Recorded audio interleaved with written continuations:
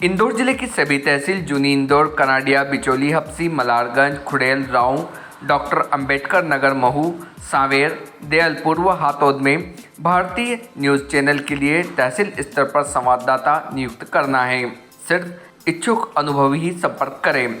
Mobile number है 9420468007। राष्ट्रीय सुरक्षा एजेंसी से मिले इनपुट के बाद एक बार फिर इंदौर शहर पर पूरे देश की सुरक्षा एजेंसियों की नज़र ठहर गई है।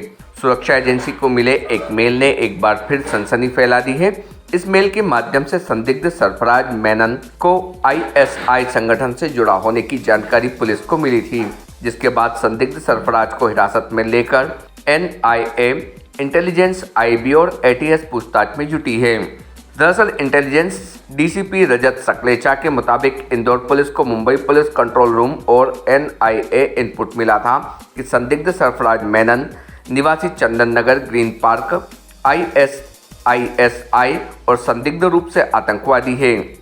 इसकी सूचना के आधार पर इंदौर इंटेलिजेंस द्वारा पूछताछ की गई। संदिग्ध के सभी दस्तावेज खंगाले गए हैं। उसी के आधार पर पुलिस जांच कर रही है। मुंबई पुलिस कंट्रोल रूम और एनआईए के माध्यम से इंदौर पुलिस को ये पॉइंट मिला था कि एक संदिग्ध व्यक्ति इंदौर में हो सकता है जो कि आईएसआई से जुड़ा हो या फिर संदिग्ध रूप से आतंकवादी हो।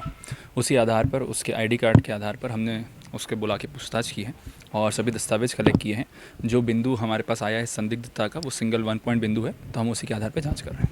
गौरतलब है कि इंटेलिजेंस डीसीपी इंटेलिजेंस रजत सकलेचा का कहना है कि वह एक संदिग्ध व्यक्ति हो सकता है, किसी आतंकवादी संगठन से जुड़ा हुआ हो सकता है। इसके सिवाय अब तक कोई बिंदु नहीं मिला है। हालांकि पासपोर्ट में चाइना और हांगकांग की कई एंट्री मिली है, जिसके आधार पर पूछताछ की जा रही है।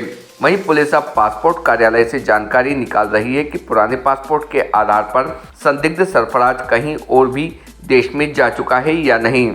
साथ ही पुलिस अब यह भी तस्दीक करेगी कि हांगकांग और चाइना में जिस जगह पर रुका था और जो काम कर रहा था उसमें कितनी सत्यता है। डीसीपी रजत सकलेचा के मुताबिक संदिग्ध सरफराज 12 वर्ष हांगकांग और चाइना में रहा है, लेकिन बीच बीच में भारत आता जाता रहा है। पुलिस को यह भी जानकारी मिली है कि सरफराज चाइनीज, हिंदी और इंग्लिश भाषा को जानता है, लेकिन हैरान करने वाली बात यह है कि सरफराज केवल 5वीं तक ही पढ़ा हुआ है। हालांकि डीसीपी रजत सकलेचा के मुताबिक पूछताछ में सरफराज ने बताया कि उसकी चाइनीज महिला से शादी हुई थी, जिसके बाद उसके वकील से विवाद हुआ और वकील द्वारा यह गलत जानकारी उसके खिलाफ दी गई है। हालांकि पुलिस ने इस मामले में भी गंभीरता जताते हुए जांच में लिया है।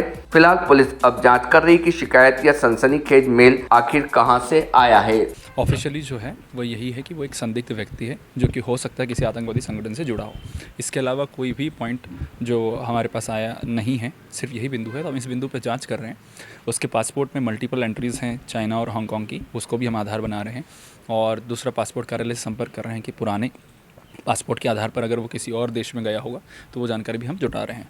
साथ ही जो हांगकांग और चाइना गया है वहाँ पर भी हम तस्दीक करवाएंगे कि वो जो हमारे पास बात कह रहा है उसमें कितनी सत्यता है, और जिन जिन लोगों के उन्होंने नाम लिए हैं उनसे भी हम संपर्क में आ रहे हैं। सर, इसकी कई शादियाँ होने की बात सामने आ रही है, भाषाओं का ज्ञान होने की बात सामने आ रही है। ये लगभग 12 साल हांगकांग चाइना रहा है और बीच में इंडिया आता रहा है, तो इसको चाइनीज़, इंग्लिश और हिंदी का ज्ञान है।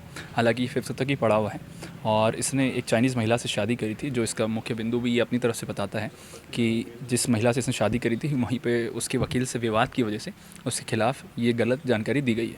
तो हमने उसका वो बिंदु भी इंक्लूड किया है अपनी तफ्तीश में। उसकी भी हम जाँच करवा रहे हैं कि ये ईमेल कहाँ से ओरिजिनेट हुआ है।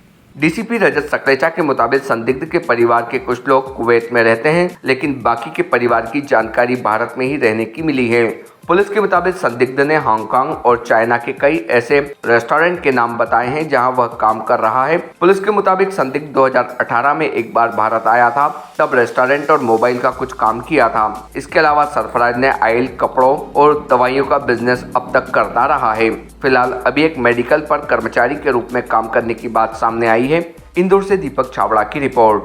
अभी तक कोई भी ऐसा आपत्तिजनक ईमेल, डॉक्यूमेंट या ऐसा कुछ भी नहीं आया है। हम अपनी दस्तावेजों के आधार पे क्रॉस क्वेश्चनिंग कर रहे हैं। ऐसा कोई भी बिंदु आएगा तो आप लोगों को बताया जाएगा। यहाँ पर रहकर क्या करता था ये, और कोई परिवार, बाकी कोई और अन्य लोग जो बाहर रहते हैं या पाकिस्तान में कहीं? इनके जो परिवारजन हैं वो एक कुवैत में रहते हैं और बाकी सब इंडिया में ही रहते हैं। और इसके अलावा इसमें किसी भी आतंकवादी संगठन का स्पेसिफिक नाम नहीं आया है। मैंने जैसा कि आपको बताया कि एक सिंगल पॉइंट इन्फॉर्मेशन है कि संदिग्ध आईएसआई एजेंट या आतंकवादी हो सकता है। अब उसकी तफ्तीश करना हमारा काम है, वो हम कर रहे हैं। सर ये कहाँ वहाँ पर क्या करता था, इतने समय कितने साल तक रहा है ये वहाँ पर हांगकांग में? इसने कई हमें रेस्टोरेंट्स के नाम बताए हैं जहाँ पर वो काम करता रहा है। इंडिया में आके उसने 2018 में एक बार आया था, वापस जाया था हांगकांग, तभी उसने रेस्टोरेंट का और मोबाइल का कुछ काम किया है। इसके अलावा इंडिया में उसने ऑयल का, कपड़ों का और दवाई का बिजनेस समय समय पे किया है। सर इसकी उसकी कोई ट्रेनिंग किस तरह की दी गई है? नहीं, जैसा मैंने आपको बताया, फिर वापस यही पॉइंट मैं बार बार रिपीट कर रहा हूँ कि हमारे पास एक सिंगल पॉइंट इन्फॉर्मेशन आई है कि ये संदिग्ध है। अब हम उसमें तार जोड़ने का प्रयास कर रहे हैं कि जो और कुछ इसमें से निकल सकता है क्या, या कोई ऐसी चीज़ है जो कि हानिकारक हो सकता है। Subscribe now to most exciting channel ever.